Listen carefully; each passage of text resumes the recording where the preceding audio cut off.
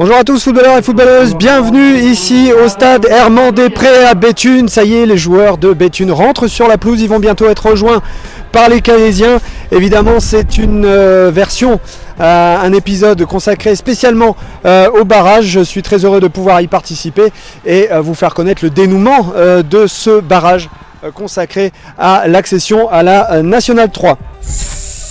On va se contenter de continuer à faire le point sur cette intersaison débutante, puisque la semaine dernière dans le Café Crème, je vous avais fait connaître les résultats de la Régionale 1, donc les classements concernés, je vous l'avais dit, les poules nominées, poule A, champion Arras, poule B, champion Béthune, poule C, champion Calais. Je rappelle que la semaine dernière, c'est Arras qui s'est imposé face à Béthune sur un très beau but marqué par Arras juste avant la mi-temps, une victoire 1-0 donc des Arageois à domicile. Les Arageois iront donc au stade de l'Épopée la semaine prochaine pour y affronter le Racing Club de Calais qui se déplace aujourd'hui ici à Béthune pour y affronter l'équipe de Jean-Guy Wallem qui a à cœur de conclure sa saison évidemment avec la dynamique qu'ils avaient connue jusqu'à ce match à Arras. Donc ça sera évidemment l'affiche de ce service sur un plateau auquel vous assistez. On aura donc la possibilité de suivre ce match. Je vous rediffuserai les images de cette rencontre, en l'occurrence les buts qui pourrait y avoir et éventuellement la série de pénalty, puisque si jamais le score nul devait s'imposer à la fin de cette rencontre, eh bien ce sera une séance de tir au but qui devra départager les deux équipes à l'issue du coup de sifflet final. D'autre part, juste après là on fera le point sur les classements en Régionale 2, donc en l'occurrence les champions qui vont accéder à la Régionale 1 et également les descentes en Régionale 3. Pour ce qui est de la Régionale 1, une information importante, il faut savoir que l'US Laon devrait être repêché à l'issue des décisions fédérales, puisque la relégation de Valenciennes étant là aussi sauvée du fait d'un repêchage après les sanctions de la DNCG. Valenciennes sera donc très certainement repêché en Nationale 3 et ne descendront pas en Régionale 1. Et pour ce qui est de l'US Laon, eh bien, par répercussion, ils se maintiendront également en Régionale 1 à vérifier dans les jours qui viennent.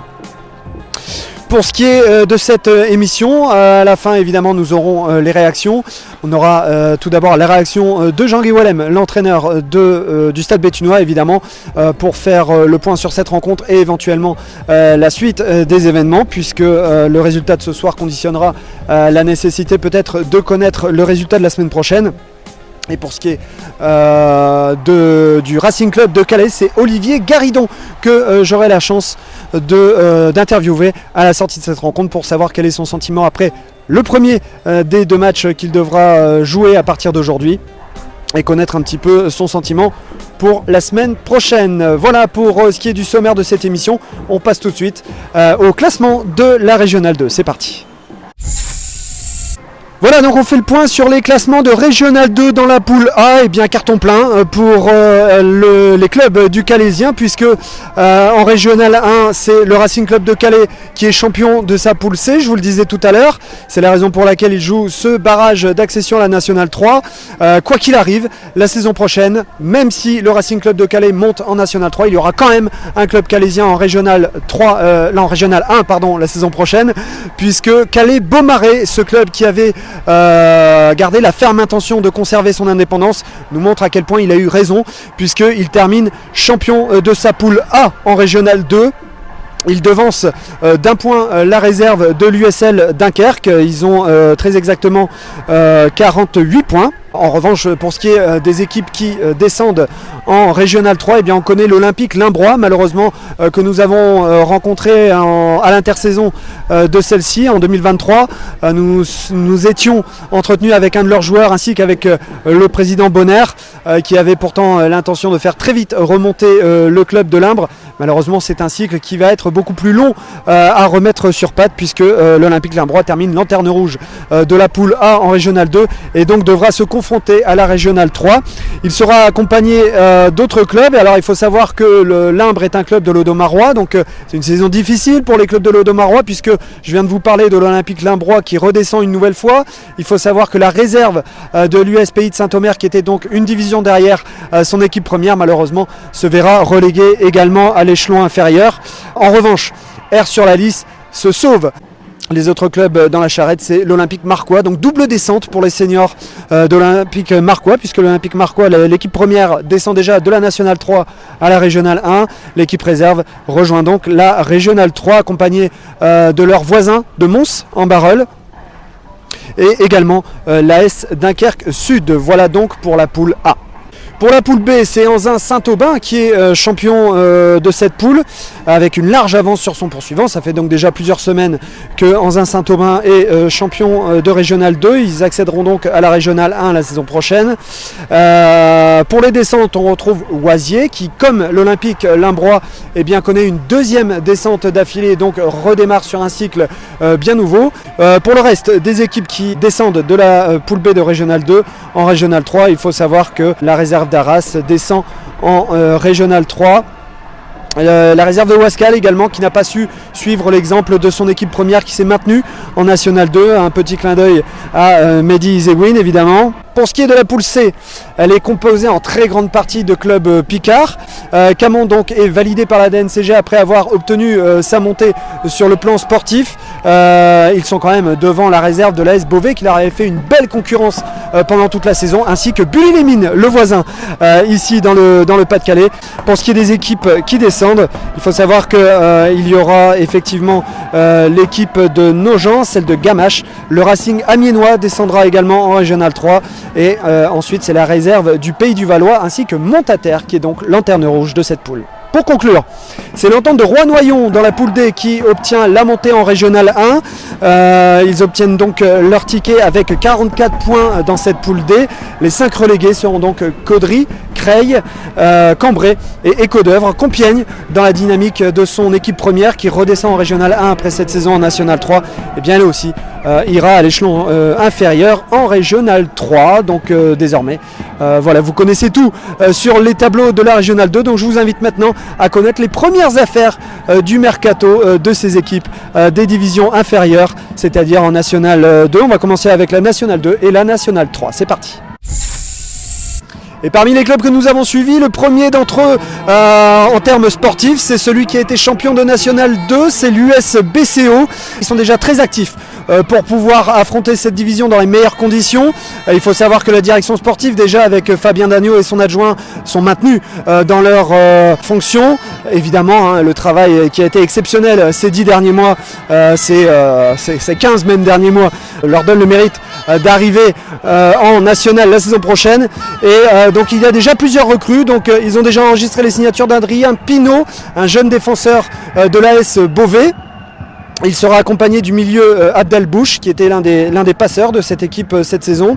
Il y en aura un avant-centre gaulois également, c'est-à-dire du Gol FC, Grand Ouest, le Grand Ouest Agglomération Lyonnaise Football Club, qui descend donc en National 2 cette saison. Il était l'un des attaquants, il a tout de même marqué 6 buts en National cette saison. Et donc, ce joueur qui s'appelle Thibaut Rimbaud reste donc en National, puisqu'il attend que ses collègues de Boulogne le rejoignent dans celle-ci. Et donc pour terminer, pour ce qui est du recrutement de l'USBCO, il faut savoir que le premier à avoir rejoint Boulogne, c'était d'ores et déjà Teddy Averland, latéral droit. Il arrive de Furiani. L'AS Beauvais également est très actif sur le terrain du mercato, puisque il faut déjà savoir qu'il y a eu une nomination de taille qui avait été opérée déjà depuis plusieurs semaines. C'était celle de Sébastien Piocel, l'ex-champion de France Canaries 2001. Il portait le numéro 12 à l'époque. Sébastien Piocel, qui est très actif également sur les réseaux sociaux, prend la direction générale sur le plan sportif, c'est-à-dire que c'est lui qui s'occupera de la politique du club sur le terrain. Donc avec lui, les Beauvaisiens ont déjà enregistré les arrivées du milieu de terrain Ryan Forza, le défenseur Kevin Bachelet, de l'attaquant Mathis Cherchour et du milieu de terrain expérimenté Digeli Dabo, 31 ans. Et puis c'est un profil d'ailleurs très costaud, on aura l'occasion de le voir la saison prochaine. Et enfin c'est l'ailier Kylian Corentin qui sera l'une des recrues de l'AS Beauvais. À noter également le retour d'Andrea Marquez. Voilà, l'ambiance monte ici à Béthune avant cette rencontre. Vous voyez, les Calaisiens là sont en train de s'échauffer avant cette rencontre. Ils les ont rejoints. Moi, je les avais pas vus dans l'écran, hein, mais apparemment, c'était déjà le cas depuis plusieurs minutes. Quoi qu'il en soit, on termine sur le recrutement qui a déjà commencé avec la Nationale 3. Et en l'occurrence, c'est l'USPI de Cassel pour l'instant qui communique beaucoup sur son recrutement. En tout cas, sur ses prolongations, il y a déjà beaucoup de joueurs. Hein. Samuel Gottal et son staff travaillent essentiellement sur la stabilité de son effectif pour continuer l'excellent travail qui a déjà été entamé depuis plusieurs années. C'est Clément Masson, un défenseur de l'Olympique marquois qui se maintiendra donc lui en National 3 avec l'équipe de l'USPI de Cassel. Et eh bien on l'a su encore très récemment, on l'a su ces dernières heures. La dernière recrue qui a été enregistrée par les Casselois, eh bien ce sera Zaka Bangoura, transfuge de Sarre Union. Il rejoint le club en tant que défenseur central, à savoir que l'USPI de Cassel souhaite conserver l'un de ses transfuges de la saison dernière, qui était Clément Victor, qui arrivait donc comme l'une des meilleures recrues et qui a en tout cas fait ses preuves cette saison. Clément Victor qui est convoité par Rumi Vaillère en Savoie, toujours pour la Nationale 2 cette fois. Par contre, j'allais dire qu'il reste en Nationale 3, mais en tout cas en cas de départ, eh bien, il sera remplacé sur le terrain en tout cas par Zaka Bangoura, que je viens de vous citer en tant que transfert déjà validé par la direction sportive casselloise. Voyons maintenant les images de cette rencontre qui vient d'opposer le Stade Béthunois au Racing Club de Calais. Il faut savoir que les deux sont respectivement évidemment champions de leur poule et eh bien Béthune pour l'instant vient avec la ferme intention d'obtenir cette victoire qui leur permettrait de garder une chance. Je vous invite à retourner écouter la dernière interview de Jean-Guy Wallem sur le Café Crème. Donc notre dernière publication en date, c'était il y a moins d'une semaine. Jean-Guy Wallem nous avait confié qu'il y croyait toujours et qu'il fallait à tout prix que le Stade Béthunois l'emporte pour espérer que ni Calais ni Arras n'obtiennent cette montée à leur place. En tout cas, je vous invite à regarder les images de cette rencontre qui va se dérouler dans quelques minutes. Mais pour vous, c'est tout de suite. C'est parti, on regarde les images de Béthune-Calais et le résultat. C'est parti. Alors une petite imprévue dans ce service sur un plateau avec l'ambiance qui arrive du côté des Calaisiens. J'ai à côté de moi Olivier Collier qui a fait partie de l'épopée calaisienne en 2000. Vous vous souvenez certainement de cette coupe qui a été soulevée par le capitaine calaisien aux côtés de Michael Landreau. Alors dites-moi Olivier, oui. C'est un petit peu l'histoire qui se réécrit là avec vos collègues calaisiens. J'espère qu'on va remonter en National 3, quoi. Ouais. C'est tout ce qu'on souhaite. Ouais. En faisant un bon résultat ici déjà à Béthune. Et on va finir en apothéose contre Arras chez nous. Alors justement, comment vous les sentez les joueurs? Parce que cette semaine ça a été compliqué, la DNCG vous a marqué à la culotte, hein, on va le dire. Et bon, finalement vous en sortez, donc ça c'est bien, les joueurs sont libérés. Ouais. Comment vous le sentez vous? Bien, je sens qu'on va gagner, mais ouais. C'est sûr. Bah oui. Un pronostic? 2-0 pour nous, 2-0 pour Calais. 2-0 pour Calais, bah écoutez, on va regarder ça en tout cas dans le match qui va être diffusé sur notre émission. Olivier, merci d'avoir participé à cette émission, ça a été un plaisir. Et puis je souhaite la meilleure réussite possible au Racing Club de Calais. Ça va le faire. Merci Olivier, à bientôt.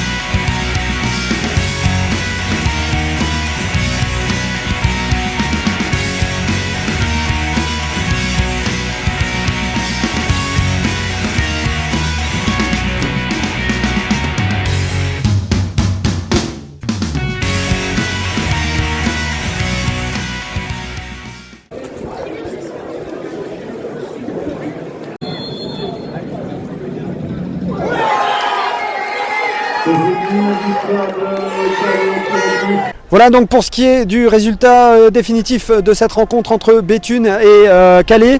Et nous allons donc tout de suite voir les réactions des deux entraîneurs, Jean-Guy Wallem et Olivier Laridon. Donc notre double contact qui démarre donc avec Olivier Laridon qui donc sort vainqueur de cette rencontre finalement à Béthune. Pourtant c'était mal parti, Olivier Laridon. On a le sentiment que votre équipe a mis du temps à se mettre en place. Ouais, exactement. En fait, on a vite vu que les garçons étaient un peu timorés, pas libérés. Et ça, à la mi-temps, on leur a dit, c'est pas non plus une finale de Coupe du Monde. Ça reste un match de football de R1. Il y a des choses dans la vie de tous les jours qui sont bien plus importantes. Libérez-vous, jouez comme on joue habituellement. Et on a changé aussi 2-3 choses à la mi-temps, et ce qui fait qu'on fait une très bonne deuxième mi-temps. Et on arrive à revenir à 2-2 et on a encore une occasion franche à la fin. D'ailleurs Béthune aussi, mais oui, je pense qu'on peut tuer le match à ce moment-là, parce que si on met le 3-2 après... Mais voilà, c'est bien parce que sur... ce que je vis avec le groupe depuis le début de saison, les retournements de situation, on en a vécu quelques-uns et franchement ça fait plaisir parce que la force mentale de l'équipe elle est incroyable. Ouais, c'est ce que j'allais dire, parce que le fait d'avoir démarré un peu timidement comme ça, est-ce que c'est pas aussi le contexte il y a, depuis la semaine dernière avec la DNCG qui a mis finalement toute cette pression sportive sur les épaules des joueurs? Je pense pas, je pense qu'ils ont vraiment accusé le coup quand on fêtait notre titre de champion de la poule C le dimanche. Et que le lundi, dans la presse et sur le site de la Ligue, ce PV sortait. Donc ça, c'est vrai que ça leur a mis un coup, mais on était confiants, nos dirigeants et notre président nous a rassurés. Donc j'avais dit aux garçons, pas d'inquiétude par rapport à ça. Donc je pense pas que ça ait joué quoi que ce soit dans cette première période médiocre de la part du groupe, quoi. Penalty est bienvenu quand même. Il est bienvenu. Alors Robin, je sais que dans son couloir, il est capable de mettre beaucoup d'incertitudes. Il aurait très bien pu faire crochet extérieur, crochet intérieur. Lui, il met beaucoup d'incertitudes et ça l'a amené à dépasser, on va dire, son adversaire direct et à obtenir le péno. Ouais, il est le bienvenu. Après, il faut le mettre. Un penalty, il faut... je sais de quoi je parle. Parce que cette année, on en a raté aussi. Donc voilà. Et puis après, derrière, on a eu cette dynamique. On l'avait dit, le troisième but est trop important. Si c'est Béthune, c'est 3-0, c'est plié. Si c'est nous, si c'est 2-1, ça s'inverse aussi dans les têtes des garçons. Et puis ça, je pense que sur la deuxième période, cette égalisation n'est pas imméritée, quoi, loin de là, quoi. Merci beaucoup Monsieur Laridon, et puis bon match pour la semaine prochaine. Merci à vous. Voilà Monsieur Wallem, donc après cette rencontre donc, qui tourne finalement à notre désavantage. Pourtant on avait senti un début de rencontre qui était bien parti, avec une équipe qui avait envie d'en découdre tout de suite. Alors on sait que depuis un moment on tire un peu sur l'énergie qui nous reste. On revient de loin.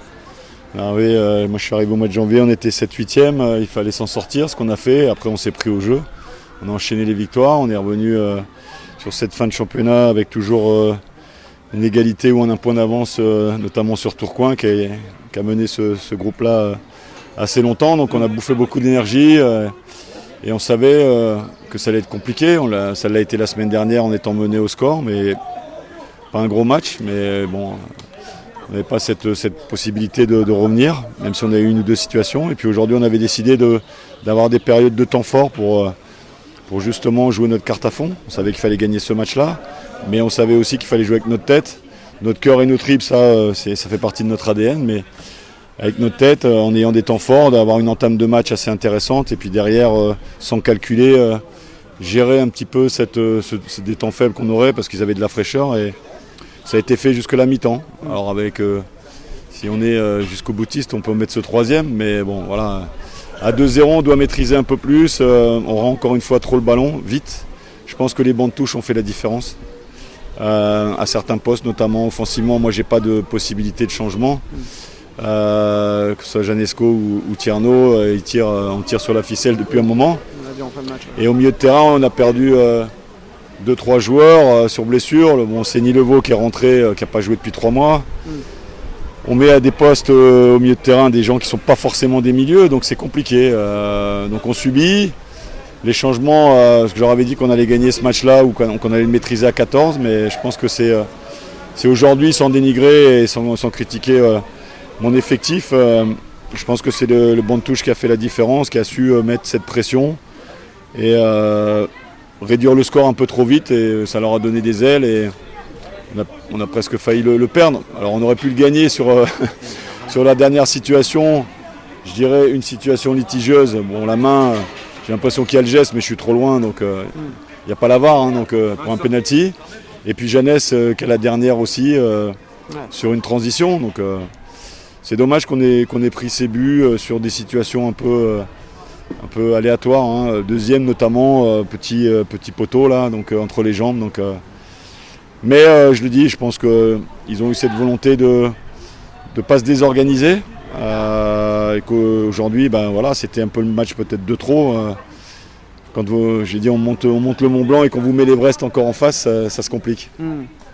Bon, du coup, on sentait au moins que par rapport à la semaine dernière, il y avait l'animation qui avait du mieux. C'était la titularisation d'Hachemi que vous aviez décidé pour arriver à cet objectif. C'était un choix de rééquilibrer un peu le milieu de terrain et d'avoir le ballon et surtout de bien s'en servir parce que ces derniers temps, on a rendu trop souvent le ballon et encore une fois, on a trop usé d'essence et d'énergie. Donc forcément, à un moment donné, force de tirer sur la ficelle, elle s'est cassée. Mais je pense déjà à Arras. Donc, quand le dernier match, vous le jouez, qu'Avion doit jouer pour se maintenir et vous devez gagner absolument, qu'Arras, c'est cette possibilité-là qu'ils ont eu de maîtriser un peu le timing et l'horloge, hein, puisque le dernier match, ils étaient premiers. Calais aussi a eu cette fraîcheur voilà, par rapport au groupe ABC, c'est comme ça. Est-ce que c'est un signe aujourd'hui qu'ils aient gagné au pénalty? Parce que nous, même si on avait gagné au pénalty, ça n'aurait pas changé grand-chose. Donc ça aurait été bien pour nous, récompenser, mais la récompense, elle est là, elle existe. Hein, faire la série qu'on a fait et finir champion, même si on ne monte pas, c'est exceptionnel quand même pour ce groupe-là. En tout cas, merci Jean-Guy Wallen d'avoir participé à ce double contact. Et puis on se dit à la saison prochaine pour, on l'espère, cette fois la montée. Oui, alors ça va être 2 groupes de 14. Encore une fois, des belles équipes dans les 2 groupes certainement, puisqu'on a vu, on avait un beau groupe. Là, ça va se réduire sur 2 groupes par rapport. Il y a 15 descentes, donc c'est aussi quelque chose d'un peu de paradoxal. Il n'y a qu'une montée 15 descentes, ça fait beaucoup. Et on a l'impression qu'on scelle un peu le milieu amateur pour tirer vers le haut. Alors c'est bien, mais bon, je pense que là, il y a un peu d'excès quand même. Merci Jean-Guy Wallen, à bientôt. Au revoir. Hugo Maillot, le capitaine, qui nous rejoint pour ce 3e double contact du coup. Et donc Hugo, ton sentiment sur le terrain, parce qu'on a au départ, quand on vous voit de la tribune, on se dit ils sont super bien partis, ça risque même d'être une victoire facile. Et puis après patatras quoi. Ouais, je pense que quand on rentre à 2-0 à la mi-temps, on doit pas prendre de but au moins. On doit sécuriser ce résultat, on doit essayer encore d'enfoncer le clou. Après, ça a été une saison qui a été longue quand même. Je pense que c'est ce qui va revenir de la plupart des joueurs et du staff. C'est ce que tout le monde pourra dire. C'est physiquement, on a vraiment tiré, c'est compliqué. On va souffler, ça va nous faire du bien. Et on va penser à autre chose et on va quand même profiter d'avoir été champion, même si c'est un peu ingrat de ne pas monter, quoi. C'est ça, ouais, c'est la réforme des montées et descentes avec le rétrécissement du nombre de clubs. Mais sinon, sur le terrain, à quel moment tu sentais que ça allait être compliqué finalement pour finir le match dans les conditions que vous souhaitiez? Parce que est-ce que vraiment l'objectif c'était de ne plus prendre de but ou est-ce qu'en marquer un 3e ça aurait été bien? Non, l'objectif pour moi en tout cas c'était d'en marquer un 3e. C'était au moins d'en marquer un 3e, de ne pas déjouer en tout cas, de ne pas jouer pour ne pas prendre de but, c'était de jouer. Malheureusement je pense que aussi bien physiquement que dans la tête inconsciemment on a reculé, on n'a pas réussi à faire plus les efforts par rapport à notre état physique, à ce qu'on pouvait faire. En tout cas, je suis content des mecs parce que franchement, on a donné le maximum. Je pense qu'il n'y en a pas un qui a triché, on a vraiment tout donné. On peut avoir pas des regrets, mais de la déception parce qu'on a tout donné, mais on aurait espéré mieux. Merci Hugo Maillot en tout cas d'avoir participé à ce double contact. À la saison prochaine. Merci. Et puis on espère te revoir sous les couleurs de Béthune. Je devrais être là. Ça marche. Merci Hugo, à bientôt. Voilà, donc ce service sur un plateau se termine. J'espère qu'il vous a plu. N'hésitez pas à nous faire part de votre pouce, de votre commentaire, quoi qu'il arrive, et puis de partager en masse. Surtout si vous souhaitez que notre format d'émission se généralise et soit vu éventuellement sur les médias tout au moins régionaux. Eh bien, on le souhaite. N'hésitez pas à nous faire connaître un petit peu partout pour aider Culture Foot TV à devenir un média incontournable des footballeurs et des footballeuses. Quoi qu'il en soit, je vous donne rendez-vous la semaine prochaine au Stade de l'Épopée. Je serai présent pour vous faire connaître le résultat entre Calais et Arras. Les 2 clubs s'affronteront donc le 23 juin pour valider définitivement lequel de ces 3 clubs ira disputer la Nationale 3 la saison prochaine. Cet hebdo au service sur un plateau se termine. Je suis très heureux de l'avoir partagé avec vous. Maintenant on va regarder cette rencontre et puis quoi qu'il arrive, je vous souhaite une très bonne semaine. Les vacances arrivent très rapidement, le plus rapidement possible, je vous le souhaite en tout cas. Et on se donne rendez-vous la semaine prochaine donc, pour ce nouveau service sur un plateau là aussi. Et on est tous foot. Salut à tous, à la semaine prochaine. Salut.